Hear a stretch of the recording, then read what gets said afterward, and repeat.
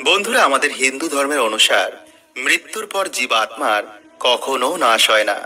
সে শুধু এক শরীর থেকে অন্য শরীরে প্রবেশ করে। মৃত্যুর পর জীবাত্মাকে দেখতে তার স্থূল শরীরের মতনই হয়। মৃত্যুর পর একটি জীবাত্মাকে বিভিন্ন রকম অনুভূতি সহ্য করতে হয়, যা তার জন্য কষ্টদায়ী ও দুঃখদায়ী হয়।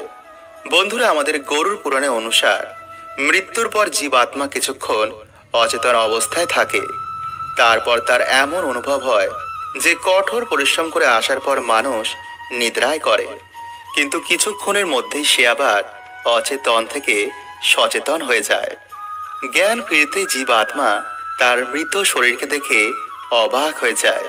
সে তার পরিবারের লোকজনদের কাছে গিয়ে বিভিন্নভাবে ডাকে, কিন্তু সেই কথা ভৌতিক না হওয়ার জন্য আমরা শুনতে পাই না। ফলে এই সব দেখে জীবাত্মা চিন্তিত ও দুঃখী হয়ে যায়। সে বারবার তার শরীরে প্রবেশ করার চেষ্টা করে, কিন্তু যম পাশে বা থাকার জন্য সেটিও করতে পারে না। বন্ধুরা, গরুর পুরাণে অনুসার মৃত্যুর পর জীবাত্মাকে প্রথম 24 ঘন্টার জন্য যমপুরীতে নিয়ে যাওয়া হয়।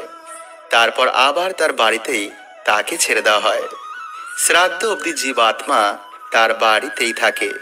তাই এই সময় বাড়ির লোকেরা মৃত আত্মার জন্য নিয়মিতভাবে পিণ্ড দান করেন। গরুর পুরাণে অনুসার 10 দিন অবধি পিণ্ড দানে জীবাত্মার শরীরের বিভিন্ন অঙ্গের নির্মাণ হয়। 11 দিন ও 12 দিনের পিণ্ডদানে শরীরের মাংস ও চামড়ার নির্মাণ হয়। আর 13 দিনে যে পিণ্ড দান করা হয়, সেই খাবার ফলে জীবাত্মার যমপুরী যাওয়ার শক্তি পায়।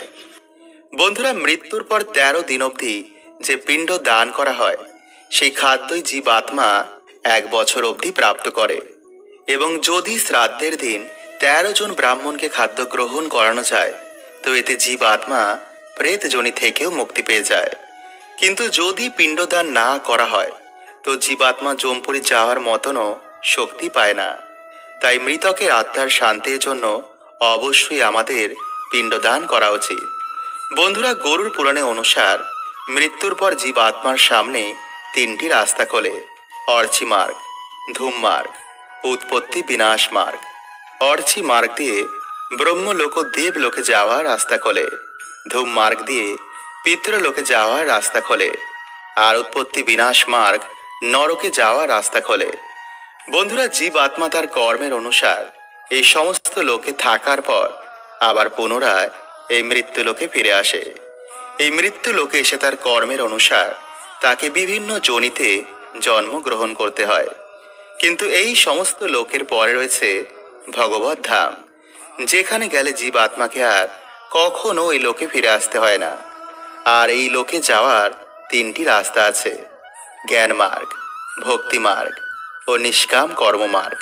তাই এর মধ্যে আপনি যে কোনো একটি রাস্তা দিয়ে ভগবানের কাছে যেতে পারেন। হরে কৃষ্ণা। ওম নমঃ শিবায়।